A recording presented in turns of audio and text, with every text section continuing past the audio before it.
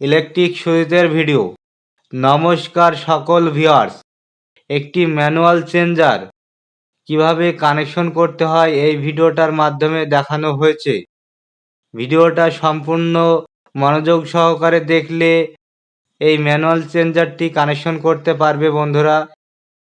একটি বাসা বাড়িতে 2 মিটার থাকলে এই চেঞ্জারটি তখন প্রয়োজন হবে। 2 মিটারের ইনপুট এই চেঞ্জারে দিতে হবে, আর লোডের আউটপুট এই চেঞ্জার থেকে বের করা হবে।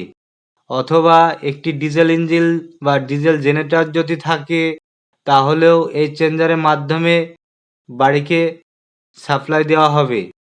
কানেকশনটি খুব সুন্দরভাবে দেখানো হয়েছে।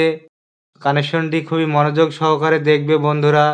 ভিডিওটা ভালো লাগলে সাবস্ক্রাইব করে দেবে, সাথে বেল আইকনটি প্রেস করে দেবে, তাহলে নিউ ভিডিও আপলোড দিলে আপনাদের ফোনে নোটিফিকেশনটি পেয়ে যাবে বন্ধুরা।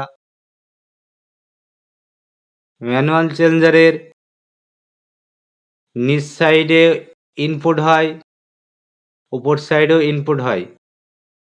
নিচ সাইডেও এনার্জি মিটার ইনপুট করতে পারবেন বা জেনারেটরের ইনপুট দিতে পারবেন। উপর সাইডেও জেনারেটরের ইনপুট দিতে পারবেন, এনার্জি মিটারেরও ইনপুট দিতে পারবেন। আর মিডল পয়েন্টে থেকে বাসাবাড়ির লোড লাইন বের করা হয়। এটি একটি ম্যানুয়াল চেঞ্জার। এরপরে এনসিপি চেঞ্জারের কানেকশন কিভাবে করতে হয় এরপরের ভিডিওটাতে আমি দেখাবো। অটোমেটিক চেঞ্জারে কিভাবে কানেকশন করতে হয় সেটাও দেখাবো। ভালো থাকবে বন্ধুরা, সাবস্ক্রাইব করার জন্য ধন্যবাদ।